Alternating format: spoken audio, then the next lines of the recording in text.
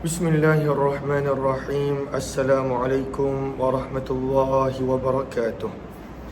Bismillah, alhamdulillah, wassalatu wassalamu ala habibillah Sayyidina Muhammad ibn Abdillah wa ala alihi wa sahbihi wa mawalah.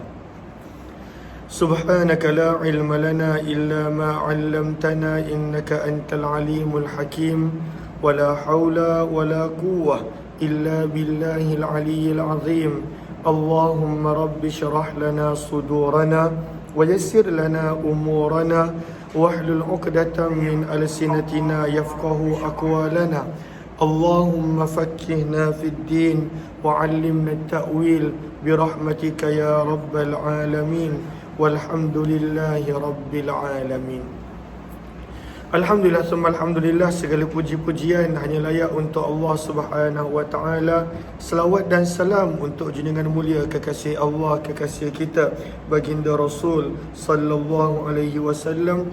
Insya-Allah kita nak sambung petang ini dalam tempoh 1 jam pembacaan daripada kitab hadis Jami' Tirmizi ataupun Sunan Imam Tirmizi rahimahullahu taala. Dan kita masih lagi berada pada tajuk besar Abwabul At'imah, hadis-hadis berkenaan tentang makanan daripada Nabi sallallahu alaihi wasallam, dan kita telah tiba pada bab yang ke-38, di mana pada bab yang ke-38 Imam Tirmizi membawakan tajuk Babu al-wudu'i qabla at-ta'ami wa ba'dah, bab berkenaan tentang hadis berwuduk sebelum makan dan selepas makan. Maka apakah maksud sebelum dan selepas makan adanya wuduk? Maka mana-mana hadis yang ada menyebut adanya wuduk sebelum dan selepas makan, ianya bermaksud adalah wuduk lughawi, membasuh tangan dan mulut. Dan macam yang kita boleh nampak pada bab yang ke-39, di mana disebut bahawa tidak perlu wuduk sebelum makan, maka itu adalah gambaran daripada wuduk istilahi, gambaran daripada wuduk istilahi.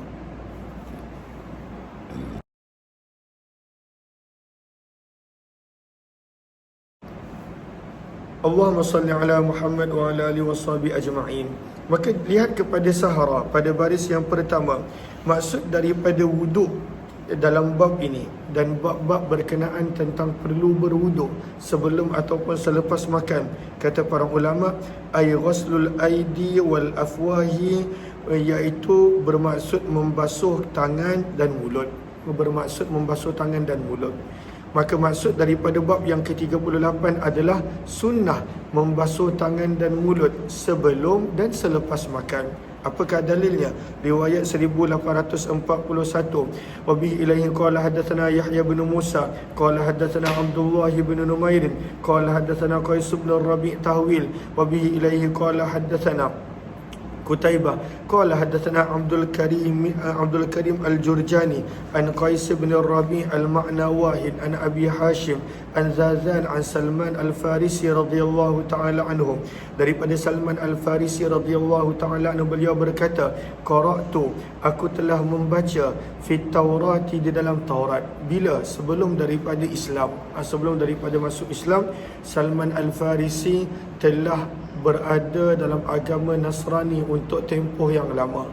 Dan sebahagian ulama sirah pun menyebut Salman Al-Farisi panjang usianya, sehingga ada yang menyebut usianya melangkaui 200 tahun kerana panjang usia yang dilalui oleh Salman Al-Farisi. Maka Salman Al-Farisi berkata, aku telah membaca di dalam Taurat sebelum masuk Islam, anna barakatat ta'am, bahawa sesungguhnya keberkatan makanan adalah al-wudu, membasuh mulut dan tangan, ba'dahu, selepas daripada selesai makan. Fadzakartu zalika, maka aku pun telah menceritakan kepada Nabi sallallahu alaihi wasallam tentang apa yang pernah aku baca dalam Taurat. Wa akhbartuhu, dan aku mengkhabarkan kepada baginda, bima, dengan apa yang qara'tu, yang aku telah baca di dalam Taurat. Faqala, maka sabda Nabi sallallahu alaihi wasallam, barakatut ta'am, keberkatan makanan terletak al-wudu' dalam membasuh mulut dan tangan, qablahu sebelum makan, wal wudu' dan membasuh mulut dan tangan ba'dahu selepas makan. Sebab itu sunnah daripada hadis Salman Al-Farisi ini untuk kita membasuh tangan dan mulut sebelum makan dan selepas daripada makan. Dan di dalam bab ini ada juga riwayat daripada Anas Abu Hurairah. Kata Imam Tirmizi, kami tidak mengetahui hadis ini kecuali daripada hadis Qais bin Rabi'. Dan Qais adalah seorang yang didhaifkan di dalam periwayatan hadis. Sementara itu, rawi yang bernama Abu Hashim Ar-Rumani, nama penuh beliau adalah Yahya bin Dinar. Maka sunnah untuk membasuh tangan sebelum makan dan selepas daripada makan, tangan dan mulut. Bab yang ke-39, babun, bab pada hadis berkenaan tarkil wudu', meninggalkan basuhan mulut dan tangan qabla ta'am, sebelum makan. Maka bab yang sebelum ini kata perlu sunnah membasuh mulut dan tangan sebelum dan selepas. Bab ini pula membawakan tajuk bahawa boleh untuk meninggalkan basuhan tangan dan mulut sebelum daripada makan.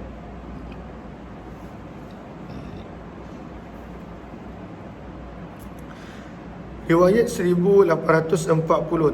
Wa bi ilaihi qala hadatsana Ahmad bin Mani' qala hadatsana Ismail ibn Ibrahim an Ayyub an ibn Abi Mulaika an ibn Abbas, daripada Abdullah bin Abbas radhiyallahu taala anhuma, sesungguhnya baginda Nabi sallallahu alaihi wasallam kharaja, telah keluar, minal khala', daripada tempat buang air, tempat qada hajat. Fakurriba, maka telah didekatkan kepada Nabi sallallahu alaihi wasallam makanan. Faqalu, maka sebahagian para sahabat berkata, ala na'tika biwadu', adakah perlu kami mendatangkan kepada kamu air untuk berwuduk ataupun untuk membasuh? Maka sabda Nabi SAW, innama umirtu, sesungguhnya aku diperintahkan untuk berwuduk, idza kumtu ila salah, apabila aku berdiri untuk solat. Maka pada waktu itu Nabi kata tak perlu berwuduk, sebab berwuduk bukan kerana pergi buang air. Berwuduk adalah ketika mana nak pergunakan wuduk untuk solat dan lain-lain. Hadis ini adalah hadis yang hasan dan sungguh telah meriwayatkannya Amr bin Dinar daripada Sa'id ibn al-Huwairith, daripada Abdullah bin Abbas, telah berkata Ali ibn al-Madini, telah berkata Yahya bin Sa'id, adalah Sufyan al-Thawri, yakrahu, tidak menyukai, ghuslal yad, membasuh tangan sebelum daripada makan. Berdasarkan hadis ni, walaupun hadis ini menunjukkan tidak perlu untuk berwuduk sebelum makan, tetapi daripada hadis ini Sufyan al-Thawri menjadikan dalil bahawa tidak perlu membasuh tangan sebelum daripada makan kalaulah tangan itu dah bersih. Wa kana yakrah, dan adalah Sufyan al-Thawri tidak menyukai, ayyudha'ar raghif, seseorang itu meletakkan roti tahtal qas'ah, di bawah ataupun di luar daripada dulang ataupun daripada bekas makanan. Kerana sebahagian orang dia bila makan letakkan roti ataupun pada waktu itu roti di luar daripada dulang, atas saprah dan lain-lain, itu tidak disukai oleh Sufyan al-Thawri. Namun poin daripada sini adalah Sufyan al-Thawri menjadikan hadis ini sebagai dalil bahawa tidak perlu basuh tangan sebelum daripada makan selagi mana tangan tersebut bersih. Namun bab yang sebelum ini itu yang menjadi pegangan kita, sunnah membasuh tangan sebelum dan selepas daripada makan, termasuklah mulut. Bab yang ke-40 berkenaan tentang makan labu. Makan labu, Nabi SAW menyukai akan labu. Maka riwayat 1843, wa bi ilayhi qala hadatsana Qutaibah bin Sa'id qala hadatsana Laysu an Muawiyah bin Salih an Abi Talib qala dakhaltu, kata Abu Talib, aku telah masuk bertemu dengan Anas bin Malik radhiyallahu taala anhu, wa huwa ya'kulul qar'a, dalam keadaan Anas bin Malik sedang memakan labu. Wa huwa yaqul, dan pada waktu itu Anas bin Malik berkata, ya laki syajarah. Ya lak, pada waktu itu gambaran af'al ta'ajjub, perbuatan yang ta'ajjub, mengkagumkan. Maka berkata Anas bin Malik, ya laki syajarah, alangkah hebatnya ataupun alangkah bagusnya kamu wahai buah labu ataupun wahai pokok labu, ya laki syajarah, alangkah bagusnya kamu wahai pokok labu ataupun wahai buah labu. Ma ahabbaki ilayya, sungguh aku tidaklah menyukai kamu kecuali kerana Nabi SAW menyukai kamu. Maka menyukai akan Anas bin Malik labu semata-mata kerana Nabi SAW menyukai labu. Dan bagaimanakah Nabi menyukai labu? Kita akan baca pada riwayat berikut. Dan di dalam bab ini ada juga riwayat daripada Hakim bin Jabir daripada ayahnya. Hadis ini adalah hadis yang gharib daripada sanad ini. Riwayat 1844 yang menceritakan Nabi akan mencari-cari labu bila ada labu dalam hidangan. Wabi ilahi qala hadatsana Muhammad bin Maimun al-Makki qala hadatsana Sufyan bin Uyainah qala hadatsani Malik an Ishaq bin Abdullah ibni Abi Talha an Anas bin Malik, daripada Anas bin Malik radhiyallahu taala anhu, beliau berkata, raaitu Rasulullah, aku tak melihat Nabi sallallahu alaihi wasallam yatatabba'u, mencari-cari, fi sahfah, di dalam hidangan ataupun di dalam piring, yakni dubba, Nabi mencari-cari labu. Fala azalu uhibbu, maka semenjak itu aku berterusan menyukai labu. Kerana Nabi SAW suka labu, maka beliau pun pada waktu itu menyukai akan labu. Maka sukanya para sahabat akan sesuatu kerana Nabi SAW menyukai sesuatu benda tersebut. Hadis ini adalah hadis yang hasan sahih dan sungguh telah diriwayatkan hadis ini daripada sudut yang berbeza daripada Anas bin Malik radhiyallahu taala anhu. Bab yang ke-41 berkenaan tentang memakan zaitun, az-zait, memakan zaitun. Maka riwayat 1845, wa bi ilayhi qala hadatsana Yahya bin Musa qala hadatsana Abdul Razzaq an Ma'mar an Zaid bin Aslam an abihi anna Umar bin Al-Khattab, sesungguhnya Umar bin Khattab radhiyallahu taala anhu telah berkata, sabda Nabi sallallahu alaihi wasallam, kulu zait, makanlah kamu akan minyak zaitun. Kulu zait, az-zait bermaksud minyak daripada zaitun. Maka nak makan bagaimana? Maka kata para ulama, sama ada makan begitu sahaja ataupun makan dengan roti dan sebagainya. Az-zait bermaksud minyak zaitun. Maka sabda Nabi, makanlah kamu akan minyak zaitun. Waddahinu, dan berminyaklah kamu bihi, dengan minyak zaitun. Fa innahu, kerana sesungguhnya minyak zaitun, min syajaratin mubarakah, datang daripada pokok yang penuh dengan keberkatan. Dan ini yang ada dalam surah An-Nur ayat yang ke-35, di mana Allah menyebut pohon zaitun sebagai pohon syajaratin mubarakah, pohon yang penuh dengan keberkatan.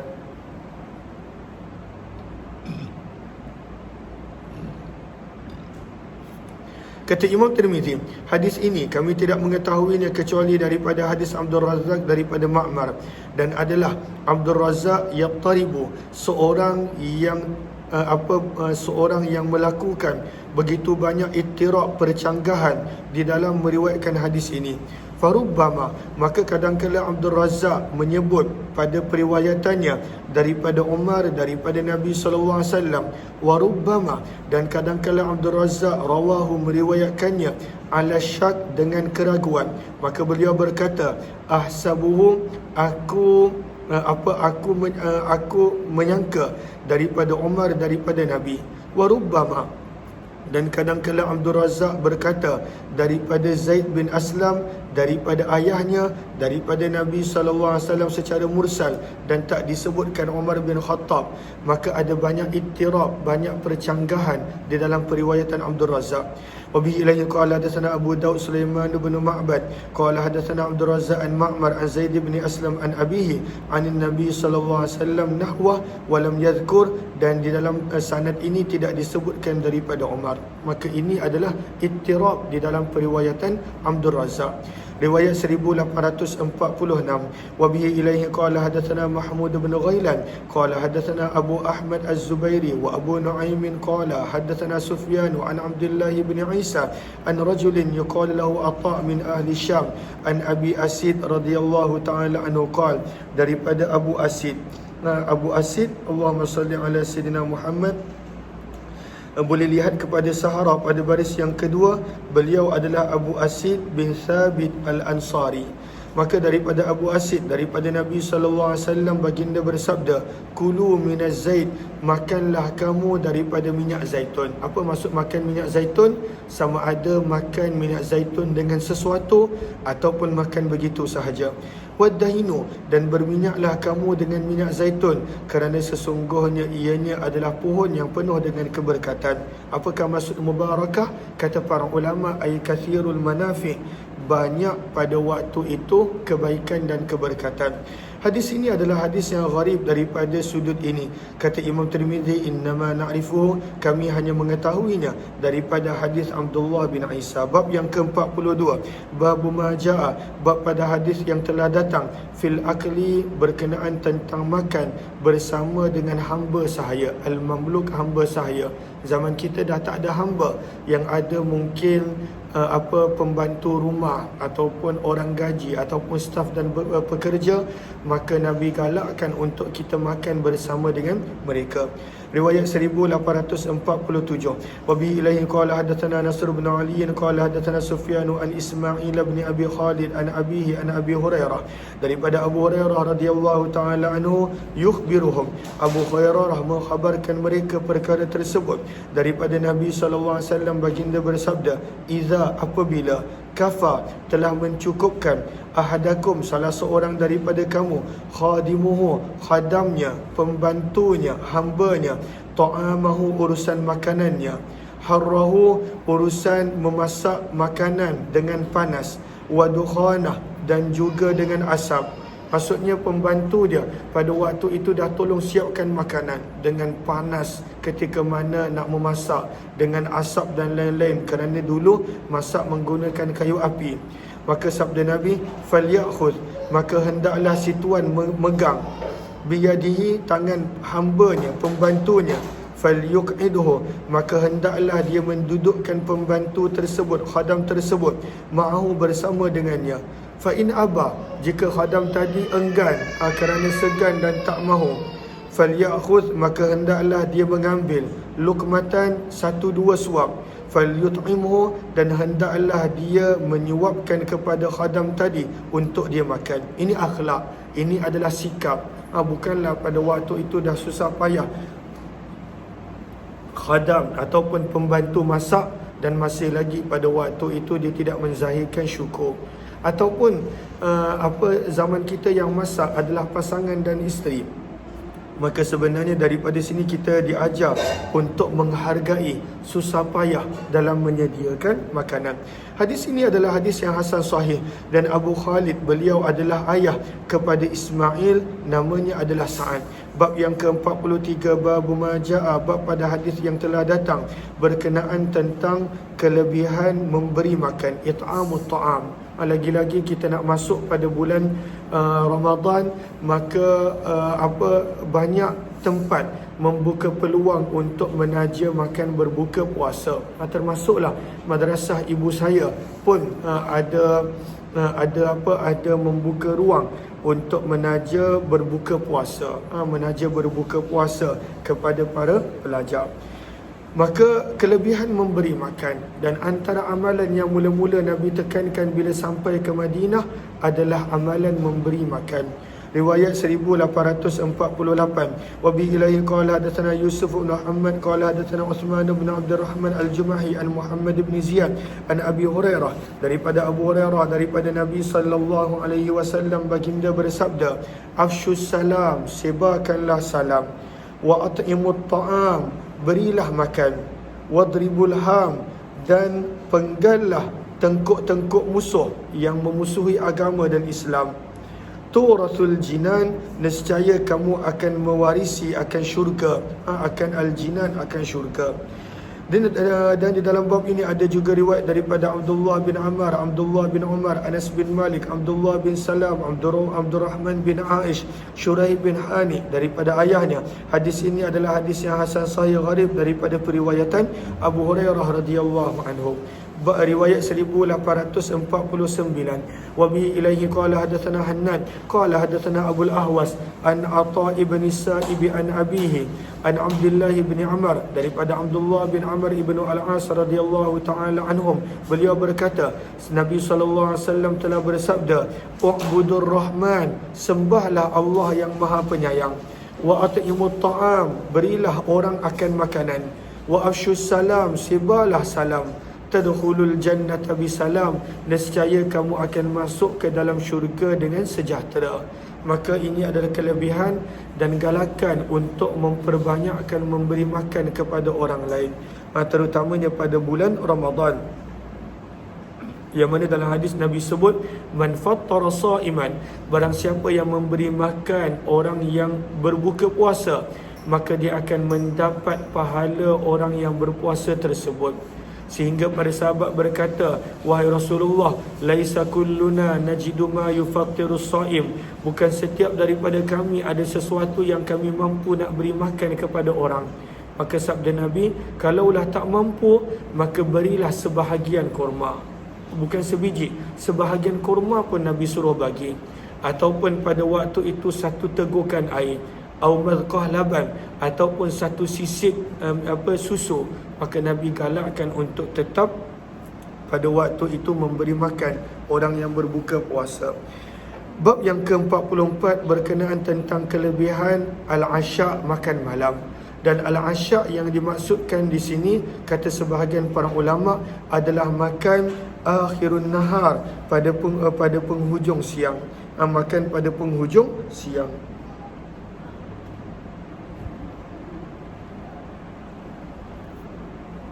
Ada orang ke?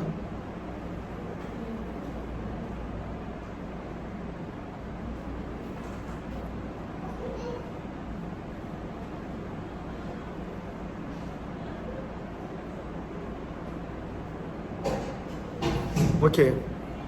Kelebihan al-asya', makan malam. Apa al-asya' yang dimaksudkan di sini adalah, kenapa Atiyah? Apa tu? Sini.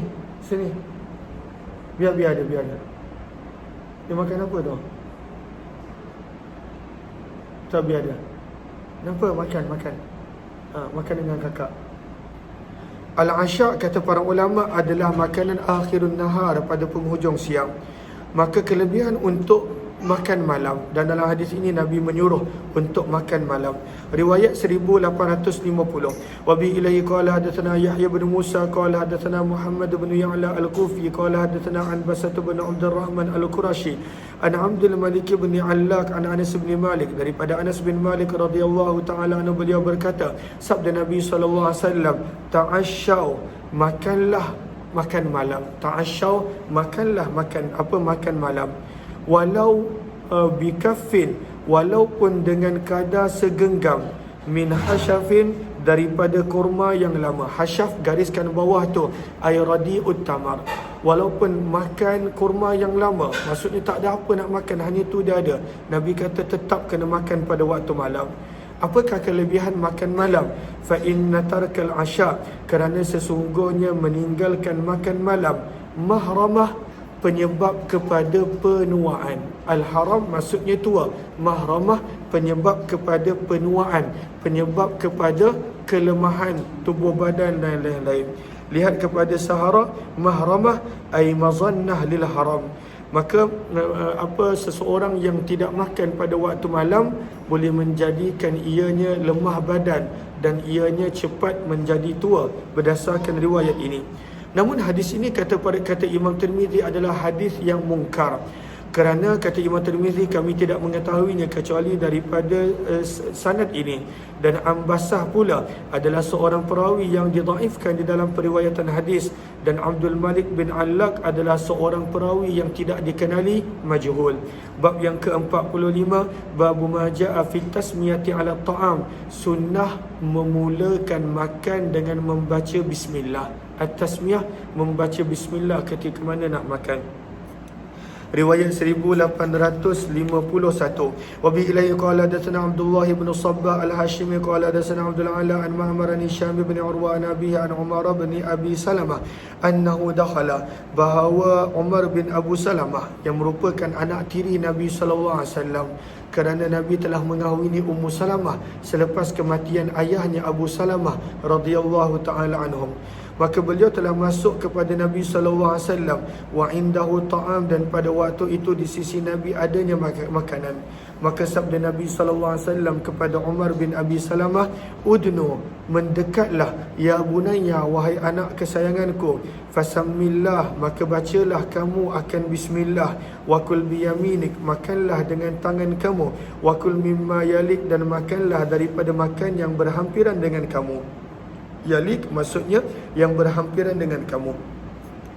Kata Imam Tirmizi, wa qad ruwiya, dan sungguh telah diriwayatkan daripada Hisham bin Urwah, daripada Abu Wajzah As-Sa'di, daripada seseorang daripada kabilah Muzainah, daripada Umar bin Abi Salamah, wa qad ikhtalafa, dan telah bercanggah pendapat ashab anak murid Hisham bin Urwah pada periwayatan hadis ini. Dan Abu Wajzah As-Sa'di, nama beliau adalah Yazid bin Ubaid. Riwayat 1852. Wabi ilaihi qala hadatsana Muhammad bin Bashar qala hadatsana Al-Ala bin Al-Fadl bin Abdul Malik bin Abi Sawiyyah Abu Al-Hudzaili qala hadatsani Ubaidullah bin Ikrash an abihi Ikrash bin Zu'aib qala ba'athani Banu Murrah. Maka Ikrash radhiyallahu taala anhu meriwayatkan bahawa kabilah dia iaitu Banu Murrah telah menghantar dia Banu Murrah telah menghantar dia bersama dengan zakat harta mereka. Kenapa dia? Kenapa? Dia nak tukar makanan tu. Maka Ikrash radhiyallahu ta'ala meriwayatkan bahawa kabilah dia Banu Murrah bin Ubaid telah menghantar daku bisadaqati amwalihim, dengan membawa zakat harta mereka untuk disampaikan kepada Nabi sallallahu alaihi wasallam. Maka dia datang membawa harta zakat kabilah dia kepada Nabi sallallahu alaihi wasallam. Faqadimtul Madinah, maka kata Ikrash, aku telah tiba di Madinah. Fawajadtuhu, maka aku telah mendapati Nabi sallallahu alaihi wasallam jalisan, dalam keadaan sedang duduk, bainal muhajirin wal ansar, bersama dengan para sahabat muhajirin dan ansar. Qal, berkata Ikrash perawi, thumma akhadha biyadi, maka ini cara Nabi layan tetamu. Bila Nabi nampak ada sahabat yang kali pertama datang, maka Nabi SAW telah memegang tanganku. Fantalaqa bi, Nabi telah membawaku pergi ila baiti Ummi Salamah, ke rumah isteri Nabi Ummu Salamah radhiyallahu ta'ala anha. Faqala, maka Nabi telah bersabda, hal min ta'amin, wahai Ummu Salamah, adakah ada makanan? Fa'utina, maka telah dibawakan kepada kami bijafnah, dengan satu dulang, kathiratis sarid, yang penuh dengan sarid. Apakah sarid? Iaitu roti yang telah dihancur-hancurkan dan dituang ke atasnya, dicampurkan kepadanya kuah beserta dengan daging. Wal wazri, dan terdapat juga banyak daging. Al-wazar, lihat kepada Sahara pada baris yang kedua daripada bawah, qita'ul laham, cebisan-cebisan daging. Maka telah dihidangkan sarid dan daging kepada Nabi dan juga Ikrash radhiyallahu ta'ala anhum. Fa aqbalna na'kulu minha, maka kami telah mula makan daripada jafnah, daripada dulang tadi. Fa khabattu biyadi, maka telah melilau. Al-khabat maksudnya pada waktu itu melilau. Lihat kepada Sahara pada baris yang terakhir, ay darabtu fiha min ghairi istiwa wal khabtu fi'lu syai'i ala ghairi nizam, melakukan sesuatu dengan tidak teratur dipanggil al-khabat. Maka tanganku telah melilau min nawahiha, daripada segenap penjuru dulang. Kejap dia makan daripada kanan, kejap daripada kiri, kejap daripada depan, kejap daripada arah yang berbeza. Maka tangan Ikrash pada waktu itu telah melilau pada sekeliling penjuru dulang. Maka Nabi SAW nampak. Wa akala Rasulullah sallallahu alaihi wasallam min yadayhi, dan Nabi hanya makan daripada arah depan baginda. Faqabada biyadihi al-yusra, maka Nabi telah pegang tangan kiriku. Maka Nabi telah faqada biyadihi al-yusra, maka Nabi telah memegang tangan kananku dengan tangan kiri baginda. Kemudian bersabda, ya Ikrash, wahai Ikrash, kul min maudi, makanlah daripada satu tempat sahaja. Fa innahu ta'amun wahid, kerana ianya adalah makanan yang satu jenis. Maka daripada sini kita belajar, kalaulah makanan itu satu jenis, makan daripada tempat yang paling dekat dan paling hampir dengan kita. Summa utina, kemudian bila dah selesai makan sarid, kemudian telah didatangkan kepada kami bitabakin, dengan satu lagi hidangan bekas yang terdapat padanya alwanut tamar, jenis yang berbeza daripada kurma ataupun rutab. Syakka Ubaidullah, perawi yang bernama Ubaidullah ragu dalam perkataan rutab ataupun tamar. Faja'altu akulu, maka Ikrash tadi dah kena tegur dengan Nabi. Nabi suruh makan daripada arah depan saja. Maka Ikrash pun pada waktu itu dia mula makan daripada arah depan sahaja. Wajalat, sementara jalat telah berlega, sementara telah berlega tangan Nabi SAW fi tabak, pada setiap penjuru piring. Sebab tengah cerita pasal makan. Tia makan apa? Yamin, tangan kanan. Yamin, sini. Makan. Hai semua, hai. Nampak tiap malu? Nampak tiap malu? Situ je. Hai semua. Dah. Allah.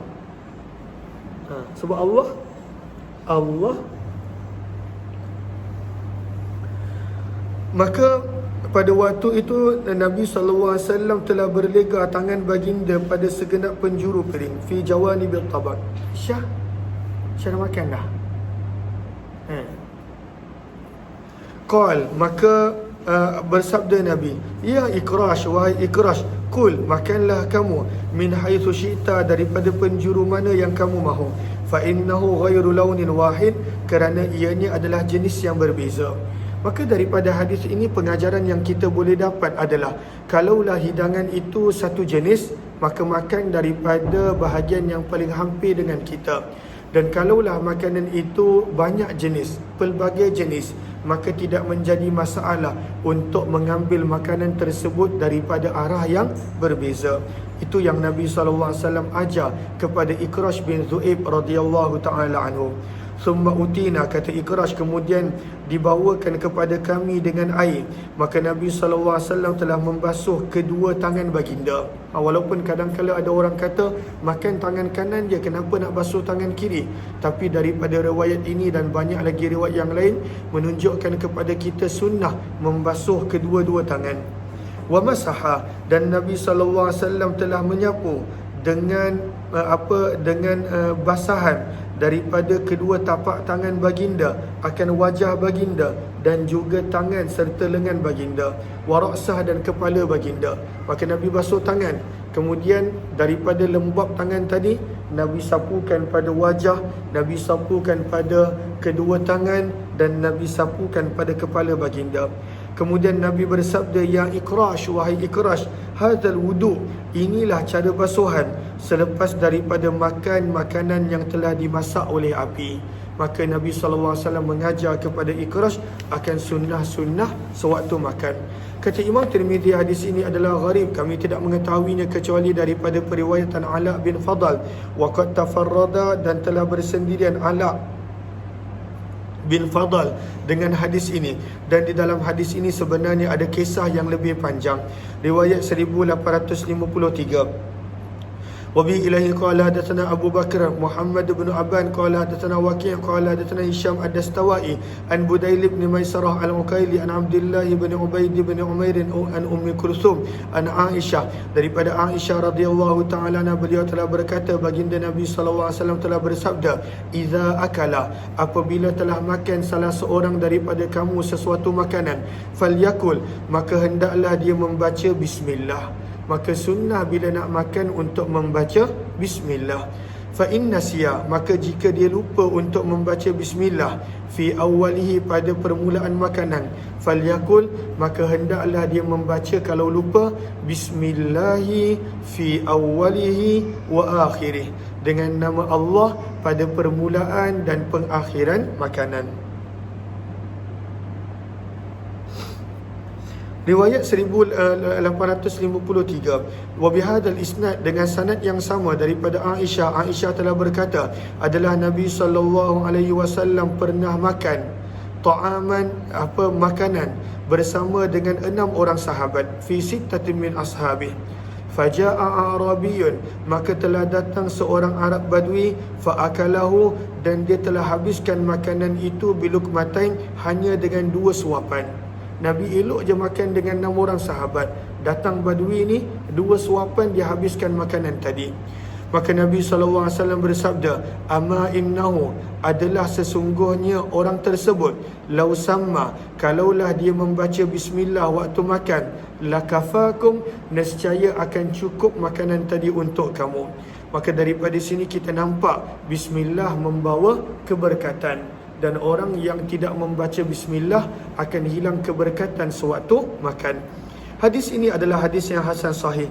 Bab yang ke-46, bab ma jaa fi karahiyatil baitutah wa fi yadihi ghamarun. Bab pada hadis yang telah datang berkenaan tidak disukai, makruh untuk tidur pada waktu malam dalam keadaan pada tangan dia masih ada kesan kotoran. Ghamar, apa maksud ghamar? Kesan minyak, kesan kotoran, kesan daripada makanan. Lihat kepada Sahara pada baris yang kedua, apakah maksud al-ghamar? Ad-dasam, minyak ataupun lemak yang pada waktu itu datang daripada daging, yang kita makan. Maka kalaulah pada waktu tu tidur malam tanpa basuh bersih-bersih tangan, maka ianya adalah perbuatan yang makruh, yang tidak disukai. Kenapa? Sebab syaitan akan menjilat makanan yang ada pada tangan tersebut.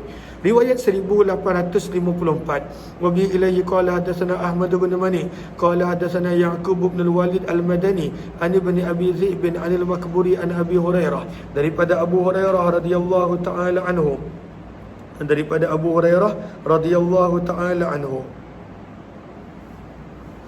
beliau berkata, baginda Nabi SAW telah bersabda, inna syaitan, sesungguhnya syaitan adalah sejenis makhluk hassas, yang kuat deria rasanya. Hassas, deria rasa dia kuat.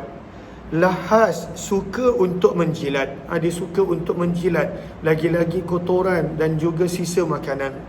Maka sabda Nabi, fahzaruhu, maka berhati-hatilah dengan syaitan, ala anfusikum, terhadap diri kamu. Man bata, barang siapa yang tidur pada waktu malam, wa fi yadihi, dalam keadaan pada tangannya, rihu, ada pada waktu itu kesan bau, ghamari, daripada kotoran ataupun sisa makanan, fa asabahu, lalu tertimpa akan dia syai'un, sesuatu penyakit. Pada waktu tu dia kena sesuatu penyakit. Apakah penyakit yang ada di sini? Maka lihat kepada Sahara, contohnya pada waktu itu hawam, adanya binatang-binatang, ataupun zawatus sumum, binatang berbisa, ataupun pada waktu itu lihat kepada qawata, fa asabahu lamam, iaitu almasu minal junun, pada waktu itu datangnya penyakit-penyakit yang membawa kepada kerosakan mental dan sebagainya, disebabkan dia tidak membasuh dengan bersih tangan dia ataupun mulut dia ataupun apa-apa sisa daripada makan. Maka sabda Nabi, fala yalumanna, maka janganlah dia mencela sesiapa kecuali dirinya sendiri. Sebab syaitan suka menjilat sisa makanan yang ada pada anggota tubuh badan manusia yang tidak basuh dengan bersih dan betul akan sisa makan daripada selepas makan. Hadis ini adalah hadis yang gharib daripada sanad dan sudut ini, dan sungguh telah diriwayatkan daripada hadis Suhail bin Abu Salih, daripada ayahnya, daripada Abu Hurairah, daripada Nabi SAW.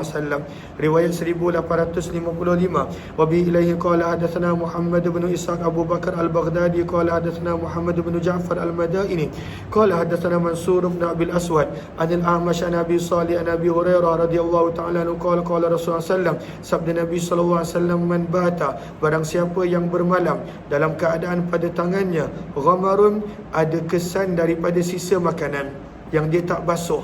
Dalam riwayat Abu Daud ada penambahan walam yughsilhu, yang dia tidak basuh. Minta maaf, walam yaghsiluhu, yang dia tidak basuh. Fa asabahu syai'un, maka tertimpa dengan dia dengan sesuatu penyakit. Maka sabda Nabi, maka janganlah dia mencela sesiapa kecuali hanya dirinya sahaja. Maka sebab itu penting untuk kita basuh dengan bersih setiap kali setelah selesai makan. Hadis ini adalah hadis yang hasan gharib. Kami tidak mengetahuinya kecuali daripada periwayatan A'mash, kecuali daripada sanad ini. Maka berakhirlah bab berkenaan tentang makanan. Bab yang ke-26, tajuk besar yang ke-26, Imam Tirmizi membawakan tajuk berkenaan tentang al-ashribah, berkenaan tentang minuman-minuman. Dan Imam Tirmizi mulakan dengan minuman pada waktu itu berkenaan tentang al-khamar, arak. Bab maja'a, bab pada hadis yang telah datang berkenaan tentang syaribil khamar, seseorang yang minum arak. Maka berkenaan tentang al-khamar ada perbezaan pendapat oleh Imam Abu Hanifah. Lihat kepada Arafah pada baris yang kedua, kata para ulama, al-khamru inda Abi Hanifah, bila sebut khamar di sisi Imam Abu Hanifah, ianya hanyalah arak yang diperbuat daripada anggur. Sebab itu lihat kepada Arafah pada baris yang kedua. Apakah itu khamar di sisi Imam Abu Hanifah? Asirul inab, perahan anggur. Satu, idza ghuliya, apabila pada waktu itu dipanaskan ataupun dimenggelegakkan. Maka bila anggur tadi melalui proses sehingga ianya mendidih ataupun menggelegak, itu syarat yang kedua. Washtadda, dan ianya menggelegak pada waktu itu sampai kepada proses yang boleh menjadikan memabukkan. Dan yang keempat, Allahumma salli ala sayyidina Muhammad wa qudhifa bizabat, dan pada waktu itu dibuangkan buih-buih yang ada padanya. Maksudnya ianya melalui proses sehingga menjadi arak. Maka kata Imam Abu Hanifah, maka pada khamar ini adanya 10 hukum. Itu di sisi Imam Abu Hanifah. Sebab itu pergi kepada baris yang ketiga selepas daripada itu.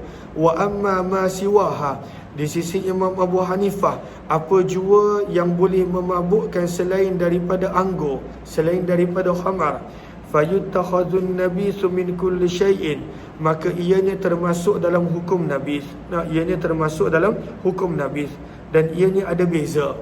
Imam Abu Hanifah bezakan arak yang daripada anggur dan juga benda-benda yang memabukkan selain daripada anggur. Ada beza hukum dia. Kalaulah panggil Kak Safi ya. Cepat sikit.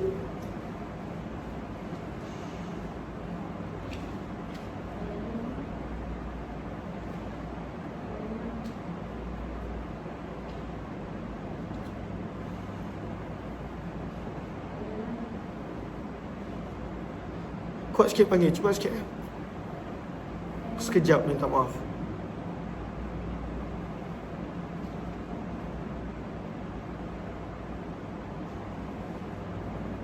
Ada tak? Ha?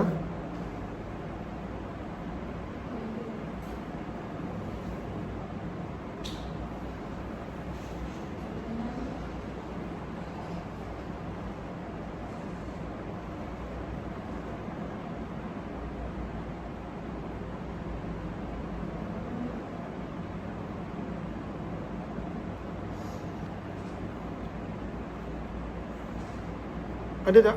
Ke tak ada? Kuat sikit panggil. Oh, panggil. Safi! Fi! Buat kerja dia lah.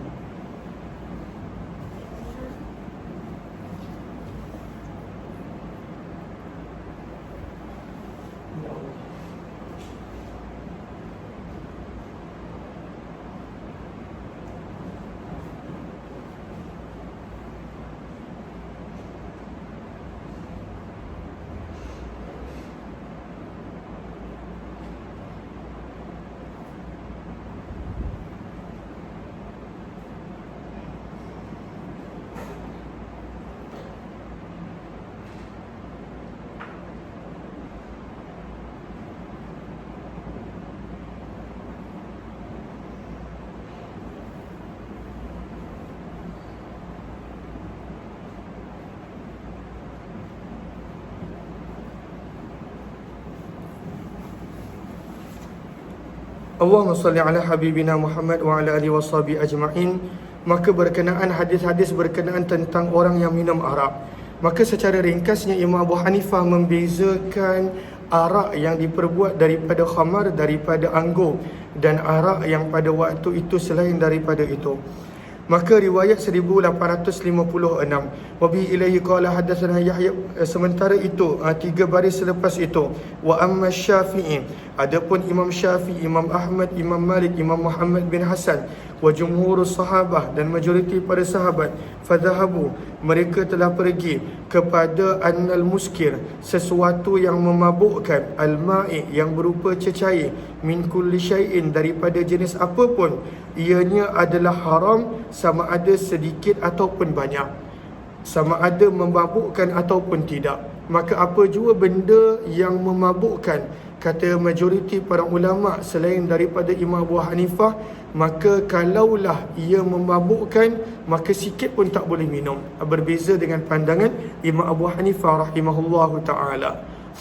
Maka hadis-hadis yang ada dalam bab ini adalah untuk Imam Syafi'i dan majoriti para ulama. Wabi ilaihi qala hadatsana Yahya bin Durus Abu Zakaria qala hadatsana Hammad bin Zaid an Ayyub an-Nafi' an Ibnu Umar, daripada Abdullah bin Umar radhiyallahu taala anhuma, beliau berkata baginda Nabi sallallahu alaihi wasallam bersabda, kullu muskir, setiap yang memabukkan adalah khamar. Kullu muskir, setiap yang memabukkan, maka itu termasuk dalam kategori khamar. Wa kullu muskir, dan setiap yang memabukkan, haramun, hukumnya adalah haram.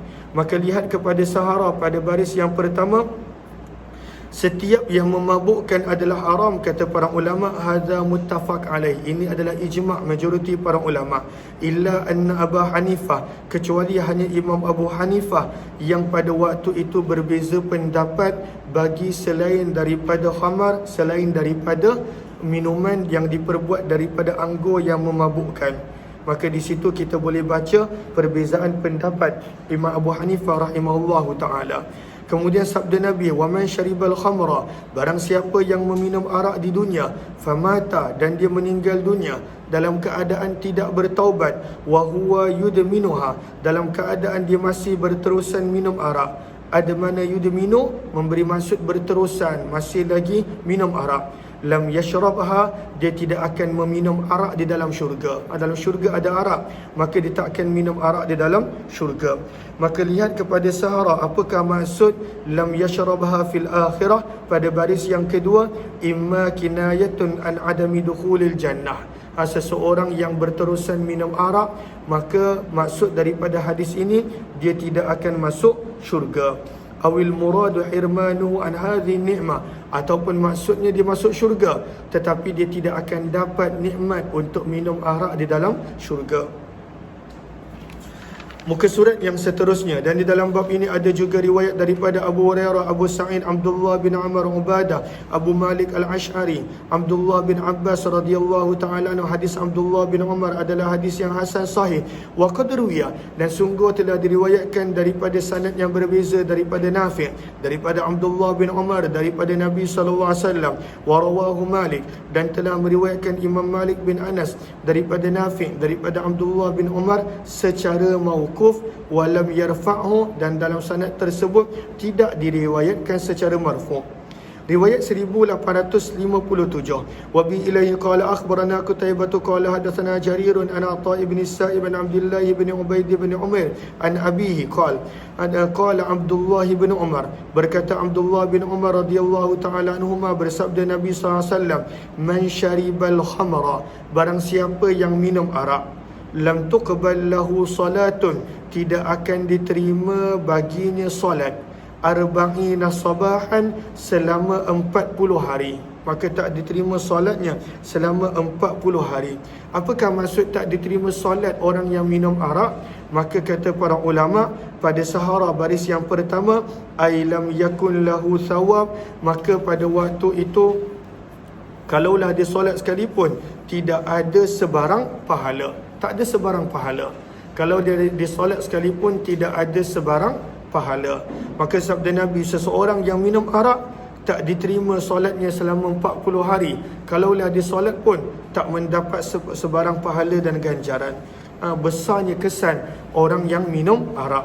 Sabda Nabi, fa in taba, maka jika dia bertaubat, taballahu alaihi, taba ay qabila, Allah akan menerima taubatnya.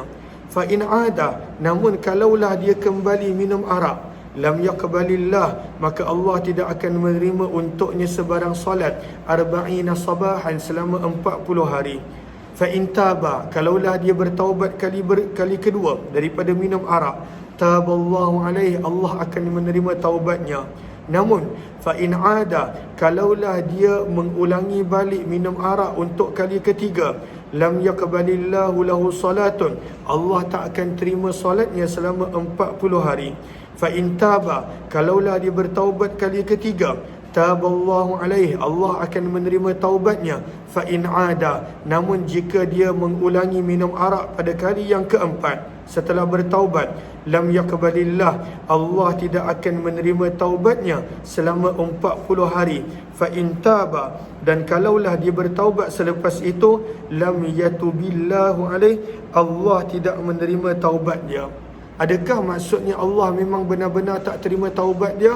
Maka lihat Sahara pada baris yang pertama, kata para ulama, wa hadza tasydidun wa tahdid, ini sebenarnya berbentuk amaran keras. Ini berbentuk amaran keras. Itu satu maksud. Kalaulah dia benar-benar bertaubat kali keempat, kali kelima, Allah tetap terima. Tetapi ini adalah amaran keras, yang mana kalaulah dia kalaulah begitu, ada kemungkinan Allah tak terima taubat dia. Itu satu maksud. Maksud yang kedua, lam yuwaffiqillahu litaubah wa yamutu musirran. Kalaulah dia berterusan buat begitu dalam kes minum arak, nescaya Allah tidak akan kurniakan taufik untuk dia bertaubat, dan dia akan meninggal dunia dalam keadaan berterusan masih lagi minum arak. Maka ini adalah dua makna yang ada disebutkan oleh para ulama.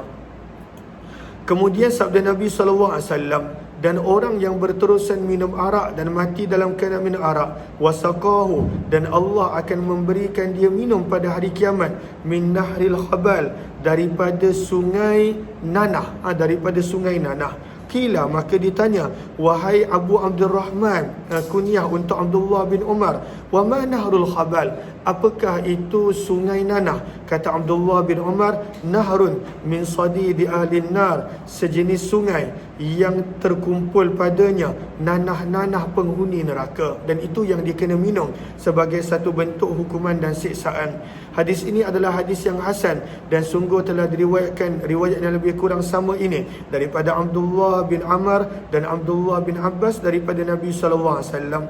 Bab yang kedua, setiap yang memabukkan adalah haram. Setiap yang memabukkan, walaupun dia hanya mabuk ketika mana minum banyak, minum sikit pun tak boleh. Maka hadis ini sebenarnya, bab ini sebenarnya nak menerangkan bahawa apa yang dipegang oleh Imam Abu Hanifah adalah berbeza. Imam Abu Hanifah punya pandangan sedikit berbeza, namun dibawakan hadis ini nak menerangkan setiap yang memabukkan adalah haram walaupun sedikit. Maka riwayat 1858, Wabi ilayhi qala hadatsana Ishaq bin Musa al-Ansari qala hadatsana Ma'an qala hadatsana Malik bin Anas an ibn Shihab an Abi Salamah an Aisyah radhiyallahu anha anna an-nabiy sallallahu alaihi wasallam suila, Nabi pernah ditanya berkenaan tentang al-biti'. Apakah biti'? Iaitu minuman yang memabukkan daripada nabis madu, ianya daripada madu. Lihat kepada Sahara pada baris yang terakhir, maka apakah dia? Ianya adalah nabizul asal, minuman yang memabukkan daripada madu. Wa huwa khamru ahli Yaman, dan pada zaman dulu itulah minuman orang-orang Yaman untuk memabukkan. Apakah nabis? Nabis adalah perapan daripada air yang tertentu. Kalaulah dekat tempat negara panas, apabila sesuatu minuman, contohnya nabis, nabis maksudnya perahan ataupun air daripada sesuatu, contohnya madu ataupun korma, nabis korma ataupun sebagainya, bila disimpan untuk tempoh yang tertentu sehingga dia menjadi berbuih, maka ianya boleh memabukkan. Maka ada orang pernah bertanya kepada Nabi tentang biti', iaitu nabizul asal, minuman yang memabukkan daripada asal madu.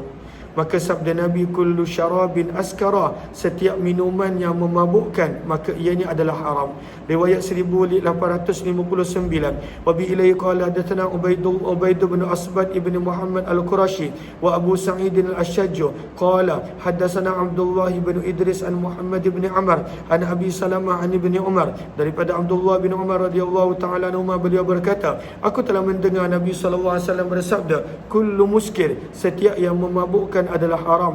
Hadis ini adalah hadis yang hasan sahih. Dan di dalam bab ini ada juga riwayat daripada Umar, Ali bin Abi Talib, Abdullah bin Mas'ud, Abu Sa'id, Abu Musa Ashaj al-Asri, Dailam, Maimunah, Aisyah, Abdullah bin Abbas, Qais bin Sa'ad, Nu'man bin Bashir, Muawiyah bin Abi Sufyan, Abdullah bin Mughaffal, Ummu Salamah, Buraidah, Abu Hurairah, Wa'il bin Ujr dan Qurrah al-Muzani radhiyallahu ta'ala anhum. Hadis ini adalah hadis yang hasan dan sungguh telah diriwayatkan daripada Abu Salamah, daripada Abu Hurairah, daripada Nabi sallallahu alaihi wasallam, riwayat yang lebih kurang sama. Wakilahuma, dan kedua-dua riwayat tersebut adalah sahih dan telah meriwayatkan lebih daripada seorang, daripada Muhammad bin Amr, daripada Abu Salamah, daripada Abu Hurairah, daripada Nabi sallallahu alaihi wasallam, riwayat yang lebih kurang sama, dan daripada Abu Salamah, daripada Abdullah bin Umar, daripada Nabi sallallahu alaihi wasallam. Bab yang ketiga, Imam Tirmizi membawakan tajuk sesuatu yang banyak pada waktu itu memabukkan maka sedikitnya pun adalah haram. Walaupun pada waktu itu contoh minum 1 liter 2 liter baru mabuk, dan kalaulah minum sikit tak mabuk, tetap pada waktu itu yang sedikit pun adalah haram. Ma askara kathira, apa yang banyaknya memabukkan, faqaliluhu haram, maka sedikit pun tidak boleh diambil dan ianya adalah haram. Riwayat 1860. Wa bi ilaihi qala hadatsana Qutaibah qala hadatsana Ismail bin Ja'far tahwil. Wa bi ilaihi qala hadatsana Ali bin Hujr qala hadatsana Ismail bin Ja'far an Dawud bin Bakr bin Abil Furat an Muhammad bin al-Munkadir an Jabir bin Abdullah, daripada Jabir bin Abdullah radhiyallahu taala anhuma, beliau berkata, sesungguhnya baginda Nabi sallallahu alaihi wasallam telah bersabda, ma askara, apa jua yang memabukkan bilangan banyak, maksudnya minum banyak baru mabuk, faqalilu, maka yang sedikit pun adalah haram. Tak boleh seorang tu kata, saya ambil sikit je sebab tak memabukkan lagi. Maka apa-apa yang kadar banyaknya memabukkan, maka kadar sedikit pun pada waktu itu tak dibenarkan. Dan di dalam bab ini ada juga riwayat daripada Sa'ad, Aisyah, Abdullah bin Amr, Abdullah bin Umar, Khawwat bin Jubair radhiyallahu ta'ala anhum. Hadis ini adalah hadis yang hasan gharib daripada periwayatan Jabir radhiyallahu ta'ala anhum. Bab yang riwayat yang ke-1861. Wa bi ilaihi qala hadatsana Muhammad bin Bashar qala hadatsana Abdul A'la bin Abdul A'la an Hisham bin Hasan an Mahdi bin Maimun tahwil. Wa bi ilaihi qala hadatsana Abdullah bin Muawiyah al-Jumahi an Mahdi bin Maimun al-ma'na wahid an Abi Uthman al-Ansari an al-Qasim bin Muhammad an Aisyah radhiyallahu anha qalat, daripada Ummul Mukminin Aisyah radhiyallahu ta'ala anha, beliau berkata, sabda Nabi sallallahu alaihi wasallam, kullu muskin haram, setiap yang memabukkan hukumnya adalah haram. Ma askara, apa jua yang memabukkan, al-faraq, pada jumlah yang besar, minhu, daripadanya, familul kaffi, maka kadar satu tapak tangan daripadanya pun adalah haram. Apakah al-faraq? Al-faraq, lihat kepada Sahara pada baris yang pertama, ianya adalah sukatan penduduk Madinah. Al-faraq ini menyamai 3 sa'. 3 sa' dipanggil al-faraq. Maka ini satu sukatan yang besar. Maka sabda Nabi, kalaulah minum 3 sa' baru mabuk, maka pada waktu itu mengambil satu genggam pun pada waktu itu tak boleh, adalah haram. Qala aduhuma, berkata salah seorang daripada mereka berdua. Siapakah mereka berdua? Iaitu perawi yang bernama Muhammad bin Bashar ataupun Abdullah bin Muawiyah. Berkata salah seorang daripada mereka berdua dalam riwayatnya, al-haswah, bahkan satu teguk daripadanya pun adalah haram. Hadis ini adalah hadis yang hasan dan sungguh telah meriwayatkannya Laith bin Abi Sulaim, Rabi' bin Sabih daripada Abu Uthman al-Ansari, riwayat yang seperti Mahdi bin Maimun, dan Abu Uthman al-Ansari namanya adalah Amr bin Salim dan dipanggil juga Umar bin Salim. Bab yang keempat berkenaan tentang nabis yang diperbuat dalam dalam al-jar. Al-jar adalah bekas yang diperbuat daripada tanah. maka apakah hukum dia? InsyaAllah kita akan sambung kemudian. Terima kasih semua. Bila taufiq wal hidayah. Assalamualaikum warahmatullahi wabarakatuh.